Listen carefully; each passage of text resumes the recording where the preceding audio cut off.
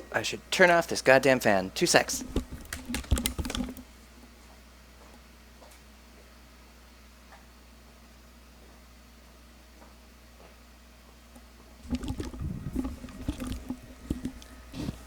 Okay, so I restarted the game, part 2 here, and it literally just launches me here.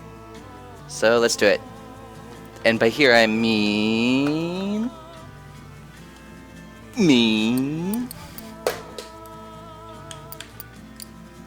Here. Let's see what stories we can find. And I do have my trusty wine and even water. And I will probably stop when I run out of wine, which is like 2 glasses from now. Story?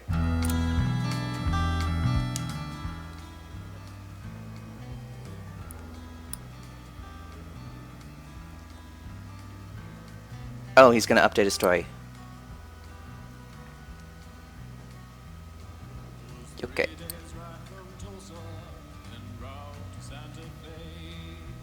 Okay. It's not a competition, people.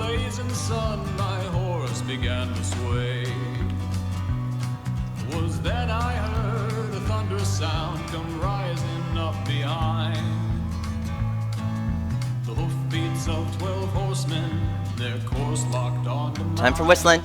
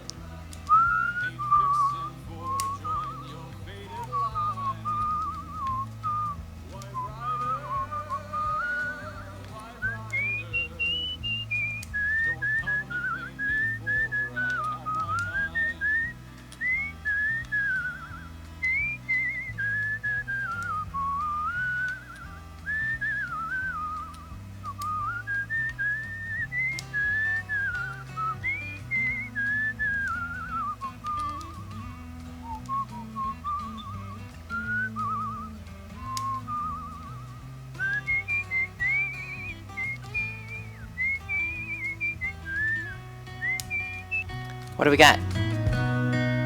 Damn, the whistling is so good!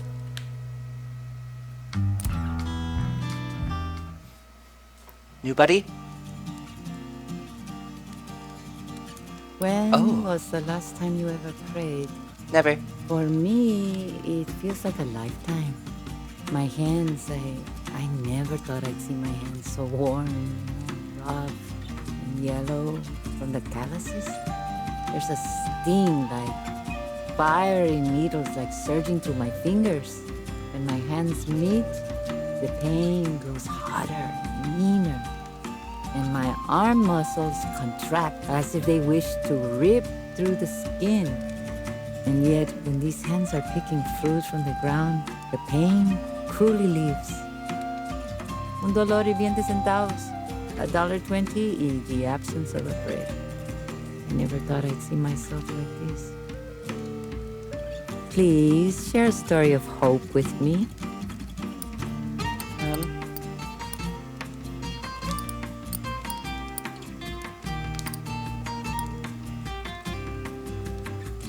Probably that one. 2 brothers.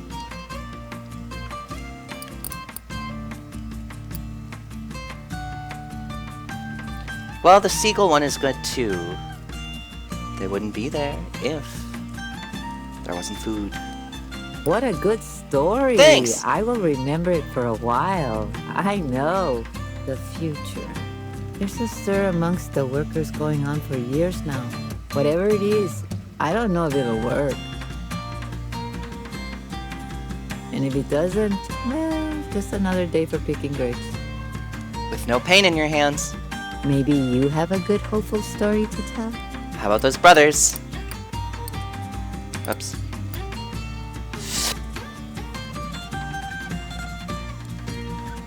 What a wonderful Yay. story. She likes We me. need stories like this to give us strength. Family. There's my mother, my aunts and uncles from her family. Oh, I miss them dearly. Especially the cookouts, the few my father let us attend. I learned to dance from my cousins, so young and filled with energía. I miss them all dearly. Do you know anything funny? Anything I can write home about to mi hijo? Funny's real subjective, lady.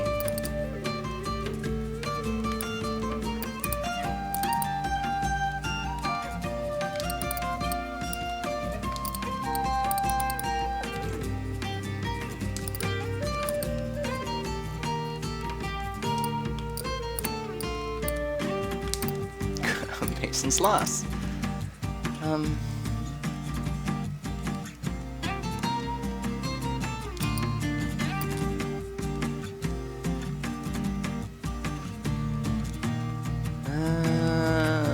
Maybe Armagnac? Haha, the dog died.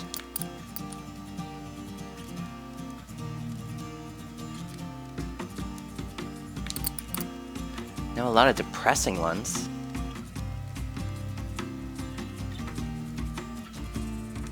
How about Eccentric Casey? Do you like that? That one I do not believe. Well, it's true. Travel. Wait, it might I not be was true. talking to a couple, both Mexican, who by day go work in the orange fields and then by night travel back home. Oh, if only it was so easy for me. I could have gone back home as soon as the first day ended, but I didn't have it in me. The routine took me over. Please share a story of hope with me.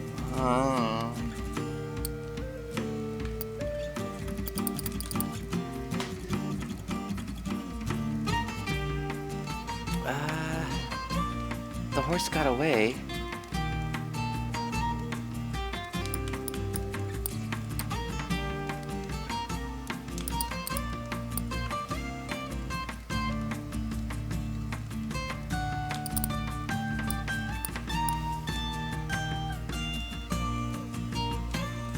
I forget what the dreams one is.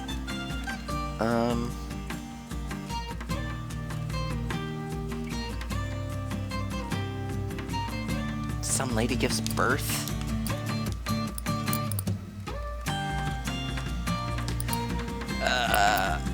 Alright, who's hopeful-ish? I'm gonna focus on Dupree's hope. What a good story. I will remember it for a while. I know. My fortune. Has it been good luck or bad? He fooled me so well. His words, his caresses. In the end, all empty, all loveless. That emptiness turned into brimstone, pain. But every night I thank Dios that I escaped from the embers.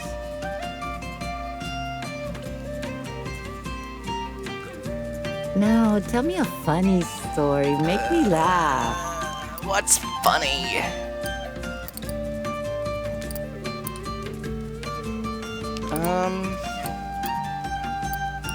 I hope you like Armagnac.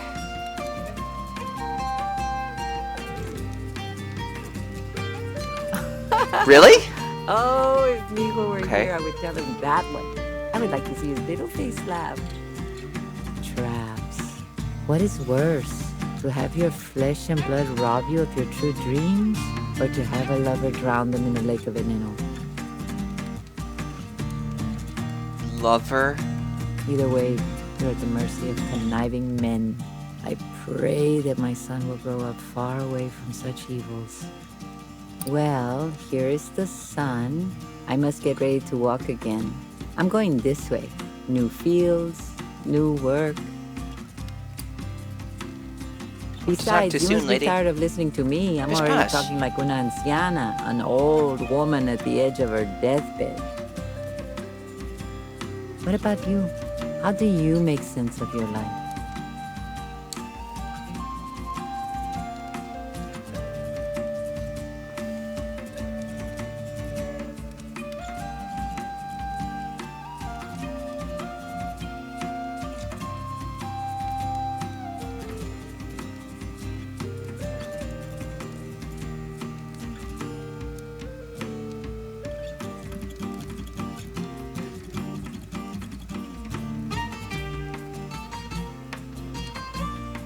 Sorry, I have to snap this.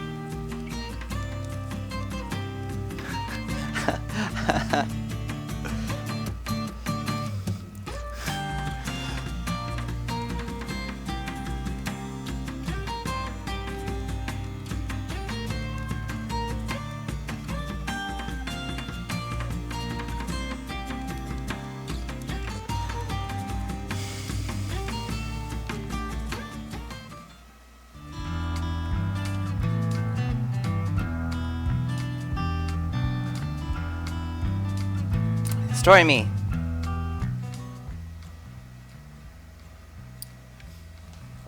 You told my story.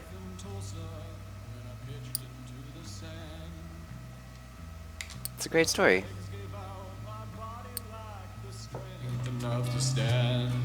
It's not like me saying, no, this is really how it happened, is gonna make truth spread. He turns. Yeah.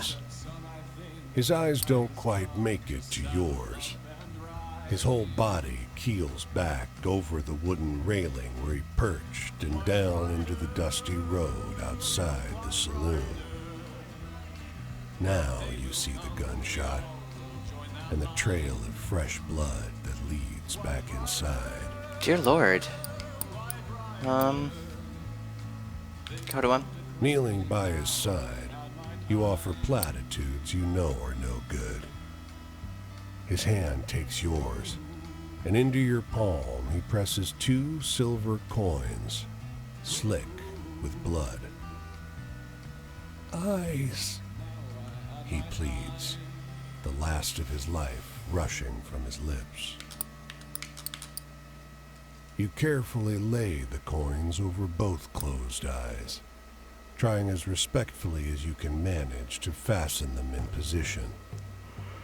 And you move on. Before you turn the corner, you look over your shoulder. He's still there.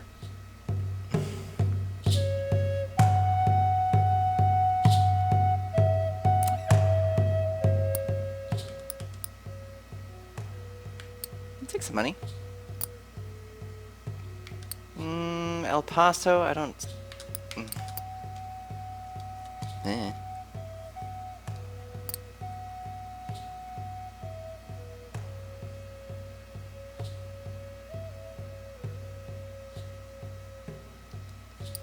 Dua. There's a wallet on the ground where the alley joins the street, stuffed with bills. You pick it up and glance around, spotting a man on his hands and knees in the alley. "Excuse me, appear to have lost my glasses," he sheepishly admits. They're on the ground just behind him. You snag him before he crushes them with an errant knee. "Oh, thank you, thank you." He scans the alley. "You, didn't find my wallet too, did you?" I did. His face lights up. Oh, thank you. He turns, then hesitates. You know, I had a ticket to see the new movie at the plaza. Not in the mood after this. Please, take it. For your health. Okay. Your seat is plush and comfortable. The crowd chats excitably around you. You settle in for the movie. The first few scenes play out fairly predictably. It appears to be a romantic comedy about golf. The crowd seems largely disinterested. Their prior enthusiasm Is it muted. Tin Cup? Abruptly, the scene shifts from the dancing and grand ceremony to a shot of a grubby alley. People start sitting up in their seats. Takes you a second to realize What? you're looking at yourself. You stoop to pick up the wallet. You What? see the man. The crowd grows tense as you hand him his glasses. The audience cheers as you hand over the wallet. The applause What the spreads fuck? like a brush fire. People start leaping to their feet, turning to look at you. Their approbation continues for far longer than is comfortable. That's nuts.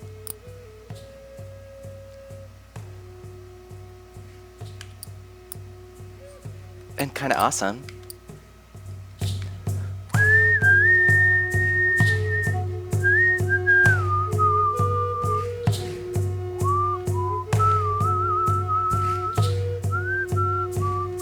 You know, I will take a train. I feel like it's gonna be a while before.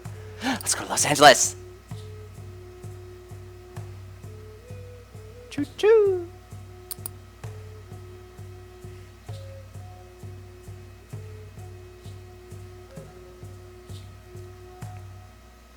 In this light, everyone's gorgeous. In this plaza, jacaranda trees nestle among adobe structures. A man sits in the shade of the largest one, plucking notes on his guitar. Wind rustles their branches and stirs up sounds of shouting, truncheons on flesh. An old woman fanning herself looks up at the noise. I'm gonna leave her alone. The melody is mournful. In the song, a man bids a tearful farewell to his wife and son as he's rounded up and forced onto a train to a country he has never seen. When the last notes fade, the only sound is the wind sighing through the jacarandas.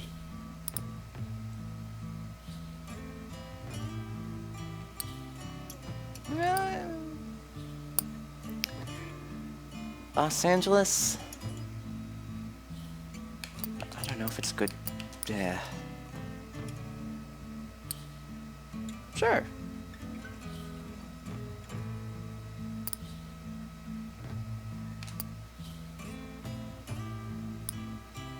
Thank God.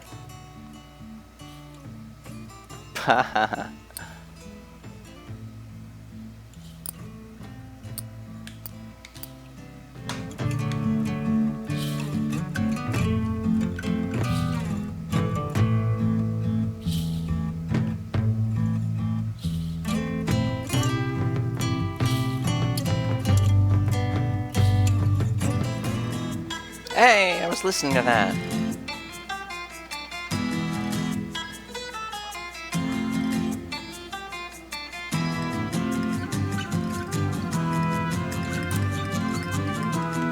A Chevy sedan laden with suitcases chugs to a stop beside you. A woman leans out the window. An infant screaming, and two boys are punching each other in the back seat. Could you drive us for a while? I gotta feed the baby, but we need to keep moving. I could pay you.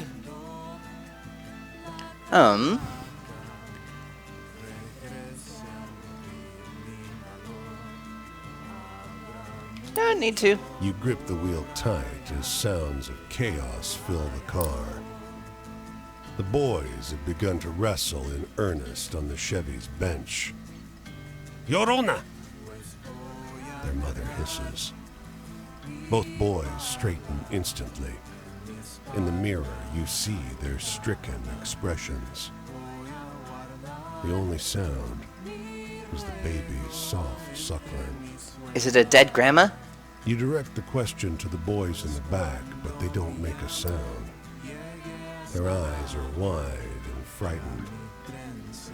Patting the infant on the back, their mother chuckles. The boys Okay. don't speak another word. Glad I Even asked. when you part ways down the road. What's Lorona? Can't cross that, huh? Yes, Ken. Más que el viento y el mar, y cuando esté frío y falta estos. An excitable man in dirty suspenders waves you over to a cave mouth. Partner, do me a favor, friend. Can you, inspect that cave there? Got 2 bits with your name on them. Sure. The cave interior is nice and cool. There's a whole bear hide, treated and tanned, lying on the ground. It'd be a good spot to rest for a time, if not for the human skeleton. Let's check those bones. Back of the skull has a hole about the size of a quarter. You find a slip of journal paper inside the mouth. Normal bones, which Floyd the respectable prospector ain't touched nor seen much, merely stumbled upon during honest business. All that Floyd sounds like a stand-up man. The man jumps out of his suspenders when he notices your return. Friend! Oh, gave me an awful scare. Making me think you got lost in there.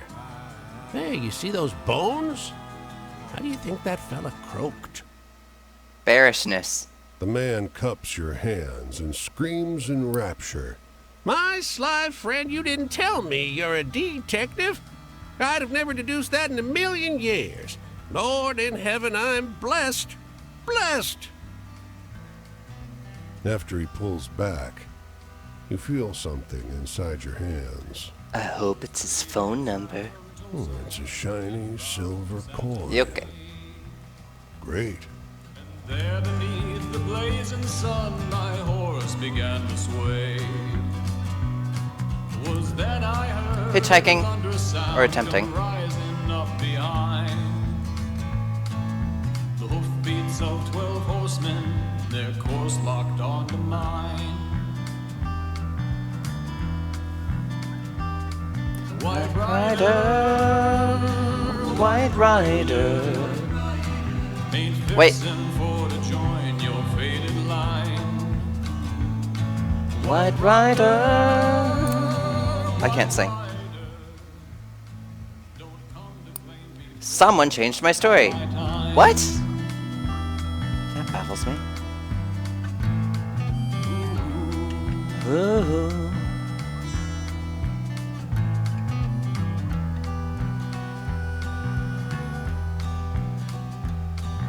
It's 4 days ride from Tulsa, the riders still in tow. They were dressed in white from toe to tip, pale horses trot below. And last among their number, a chilling sight to see. The railway was a fast route between 2 towns, but the oil which promised to make each town rich was never there. The track died fast. The citizens, like the bird, survive on pickings. The vulture gouges at a cow's jawbone, a piece of paper trapped under the skull. 2 secs. I need to do something phone-wise. Is that fun? Let's see here. White Rider, White Rider.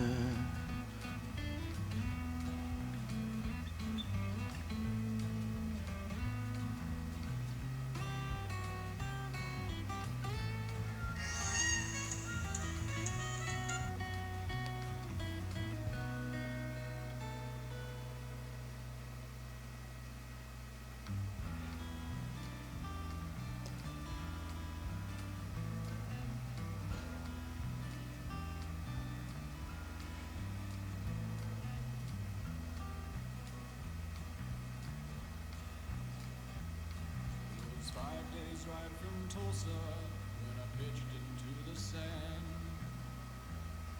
My legs gave out, my body lacked the strength enough to stand. The horsemen moved upon me then, their leader to my side. Said, son, I think the time has come to saddle up and ride. White rider, white rider, well, day will come, we all will join that line. White rider, they come to claim me now, I had my time.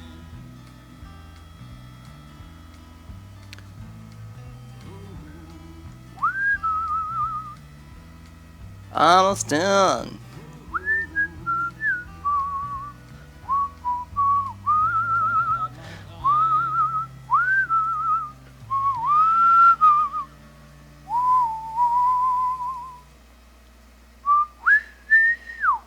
Yikes. Anywho, almost done.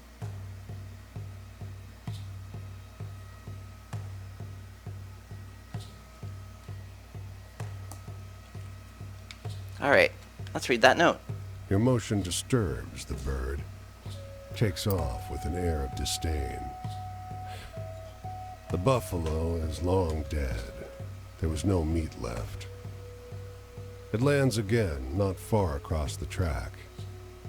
The note tears as you pull it free. I can't wait longer. Ran out of food. Mary, I can't wait longer. Ran out of food, so had to hunt. I hate it. I said we'd leave for a new life, but not one like this. Guess you've changed your mind. If you still want to marry me, I'm going north. I love you.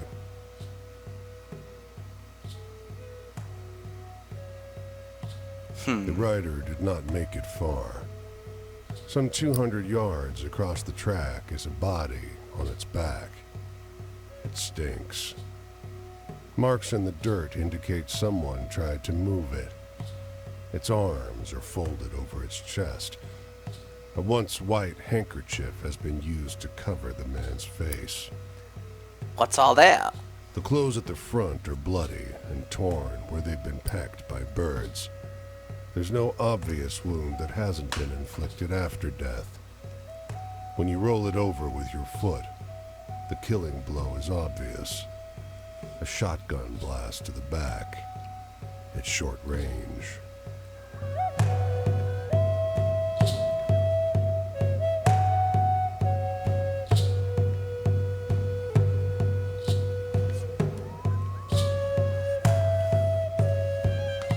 Damn. I was listening to that.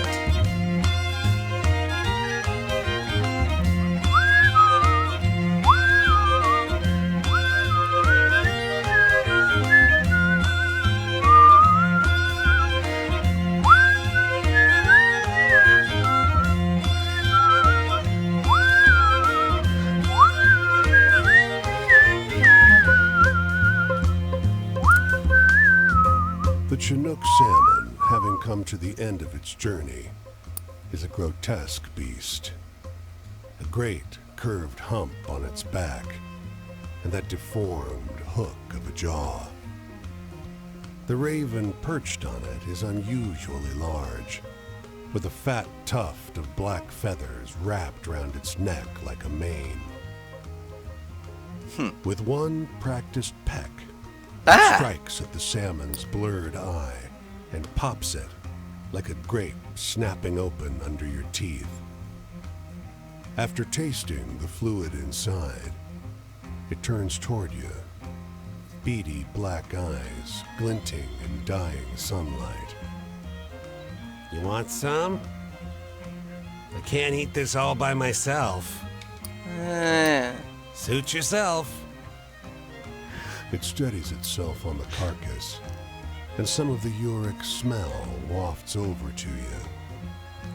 Don't look a gift eyeball in the mouth's what I always say. Its voice is throaty and rough, fittingly. What are you here for? Not the salmon. Stories. People stories, huh? It tries to preen a stray feather back into place, but it only ends up more crooked. What's so great about people? You should collect raven stories. Much better. Well, this one's a secret. It flaps its wings and flies towards you, perching on your shoulder. You see, there once was this raven who liked to...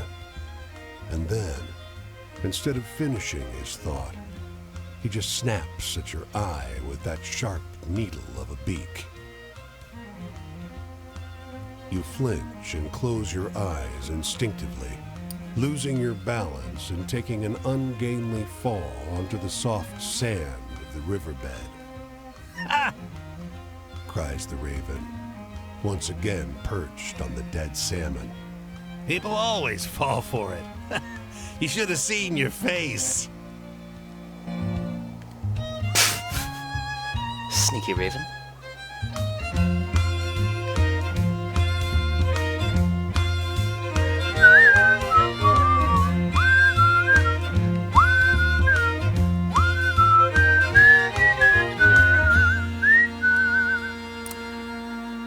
The inn is the only respite from the rain outside. Enormous trees dwarf even the largest buildings and homes here, and the inn is no exception. But you find its interior as dark as the forest outside. Let's get pokey. No one is behind the bar. The quiet of the night is broken by the sound of glass crashing into the floor. A huge black tomcat, its coat taking on a moonlit sheen, laps experimentally at the high-proof hooch that it just spilled. I'm gonna watch. The cat pads silently into a darkened doorway, entering the back room of the inn. Its tail swivels behind it hypnotically as it moves deeper into the shadows. I think it's a good story as is. You take your chance with the rain. Behind you, yowls and hisses echo in the dark. The wind turns the rain horizontal, driving the non-stop downpour into your face. Something tells you to keep on your way and not look back. I am going to pee and get another glass of wine. In no particular order.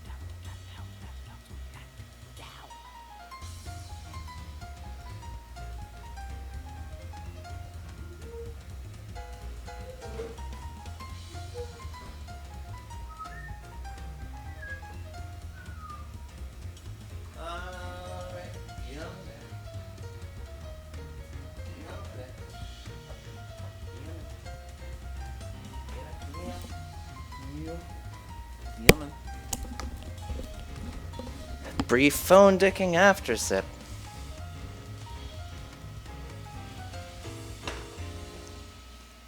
Yeah. Let's see here.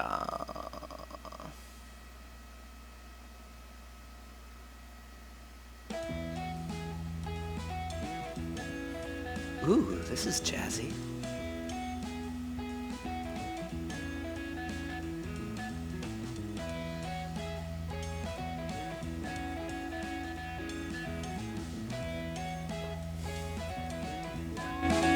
Moving on. Is this a San Francisco tune? Enter! Is Gamer X here? Your knees make a nasty cracking sound with every step. Wandering this infernal city of steep hills takes its toll. Just over the crest of one hill, you find a stopped truck. Yang Chow, fresh fruit and vegetables. It's laden with colorful produce. Those fucking hills were the worst. You know anything about engine? Asks a man, obscured by the raised triangular hood of the truck. I absolutely do not. Ah, never mind. He just slams down the hood of the truck, wisps of smoke leaking out of it. He sits on the edge of the truck bed, and you get a good look at him. He's tall, well built, fanned himself with his Panama hat. Sent my brother over to get a real mechanic, but, Yeah? well, I can barely keep this running as it is. Wish I still had a farm. He sighs theatrically, surprising himself with his own easy honesty. Sam Liang, landless, broke truck driver. Dad would have been proud. Farm. Well, it was my name on the deed. Had to be. But it was father who bought it. He shrugs, eyes fixed on a horizon you can't see. You already know what happened, don't you? Same thing that happens to everyone's farm. That. Had to. It was either the farm or the truck. I could keep growing them, or I could keep selling them. She keeps selling them. Pull BS. I want to see what's in the store, though. Eh.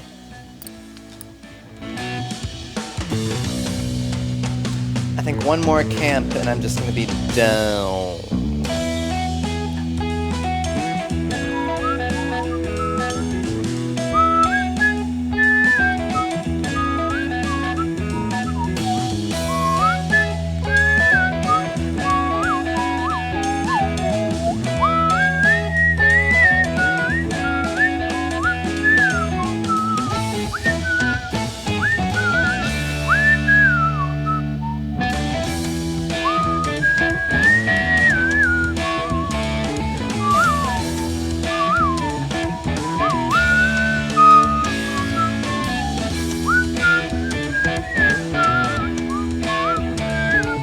Be a camp! Be a camp!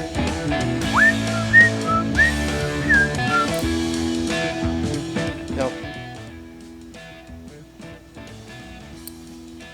Well, good. How about you?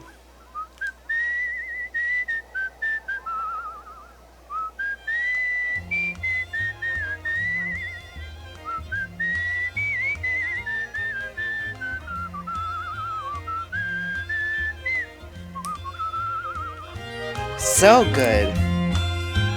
Timber!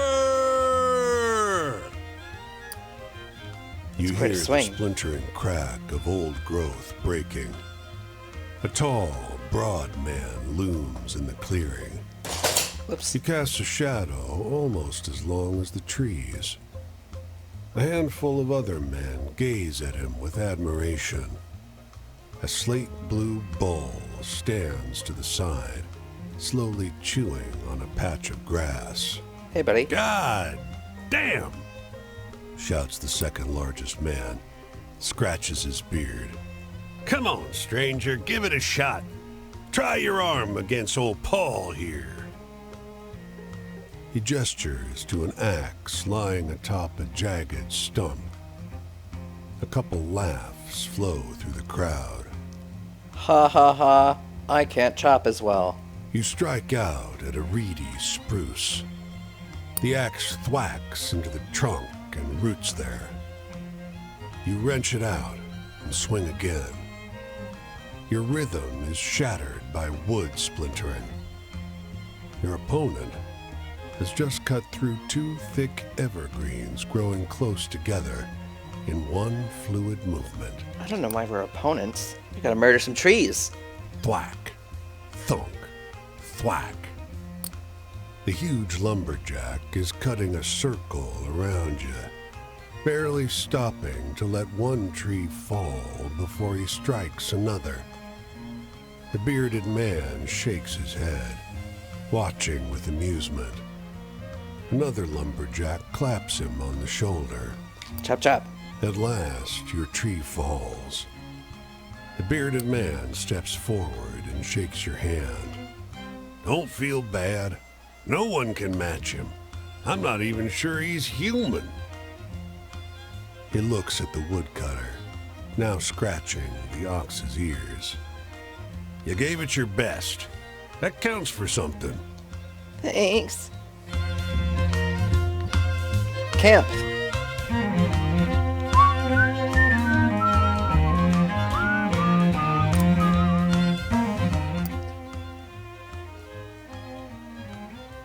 Okay, thanks for money.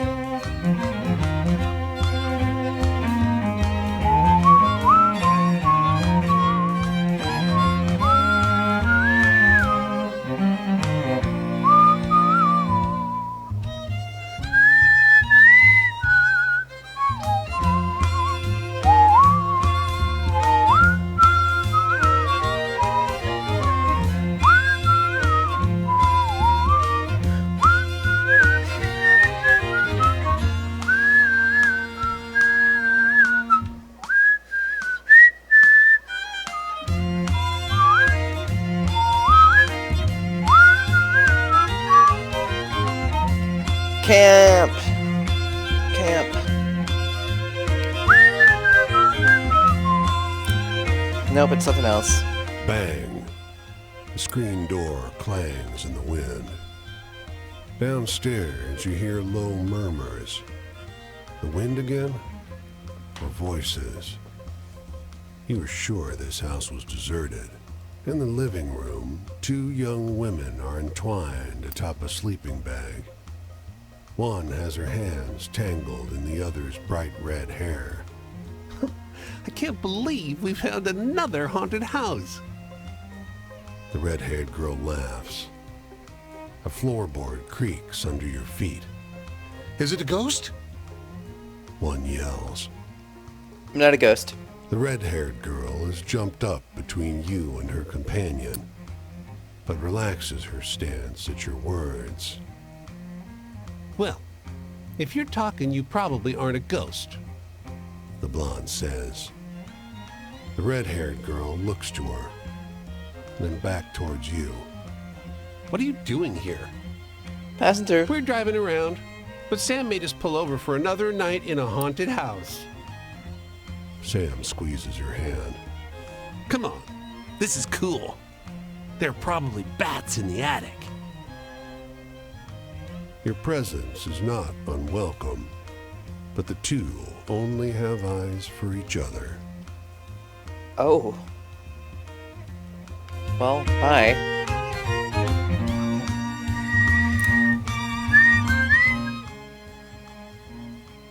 That's...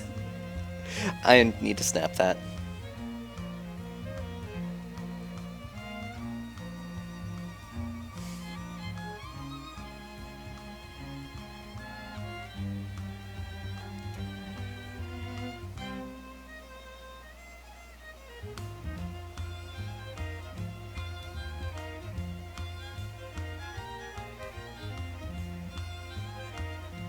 What's going on?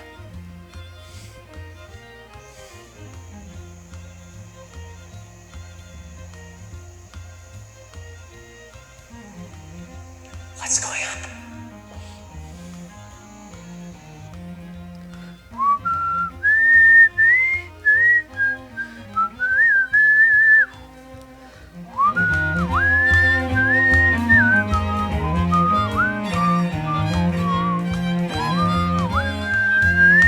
That. Hey. Is that a cat? Stop it.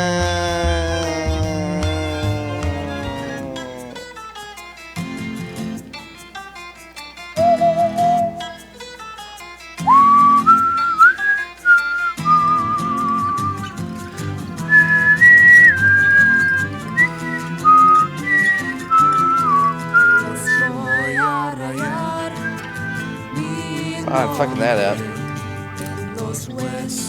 They've taken over a booth at the roadside diner. Tables strewn with papers and forms. He's in shirt sleeves, revolver hanging loosely off his chest. She's in a moss green dress from 2 seasons ago, and a felt hat that's begun to warp. You slip into the booth next to him. Tell me again where you saw him last? He asks. He was in the car with me. We were just driving down the road. Tell me more. So where did you stop the car? He asks. She sounds exasperated. I told you. I never did. They have the same accent, same drawl from somewhere in North Texas or Oklahoma. But his is subtler, although he's been trying to shake it for a few years. Let's eavesdrop. You try not to disturb them, but in truth, they barely know you're there. We were going 40 miles an hour when he vanished. All I saw were those damn lights. Yeah. Well, that. No tengo amigo más que el viento. Horse auction. Okay. Got money. Let's go to Reno.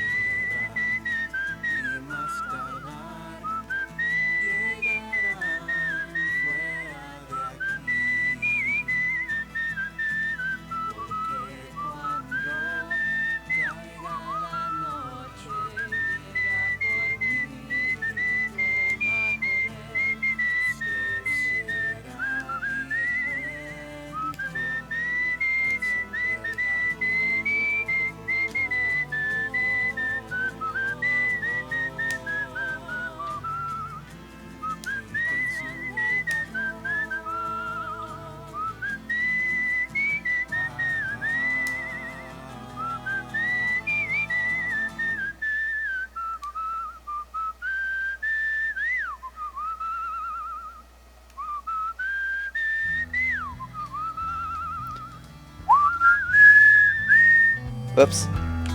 I should probably be stopping. Animo. The strains of ragtime rise from an almost tuned piano. At the bar, an older woman, dark-haired and striking, toys with her cigarette holder. Hope you don't need lodging. The bartender tells you as you sit. The hotel's haunted. At that, the woman chuckles. Why'd you laugh? I'll ask about the ghost. The bartender leans in. This was a long time ago. Woman lived on the 5th floor. Real fancy lady. They say she was... He breaks off, glances over at the smoking woman. I shouldn't say in mixed company. The lady laughs. Oh, go on. Her smile is sharp. Let's hear it. Well, she had a lot of boyfriends. The bartender hedges. I'm good.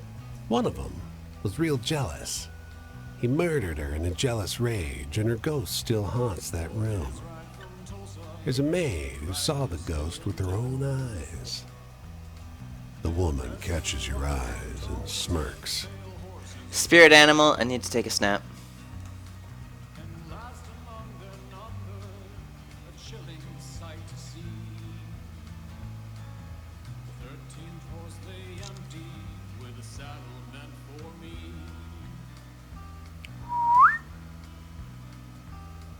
White rider,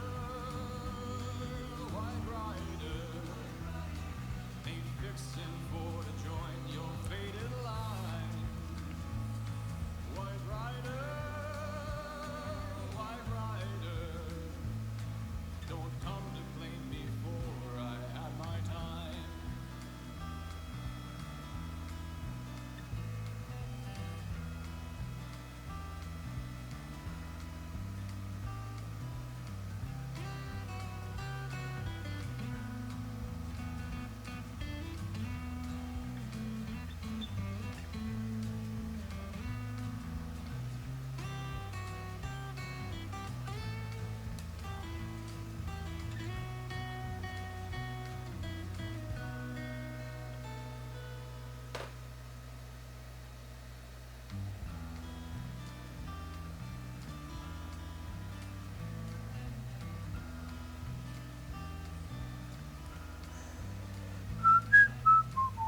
Okay, move on.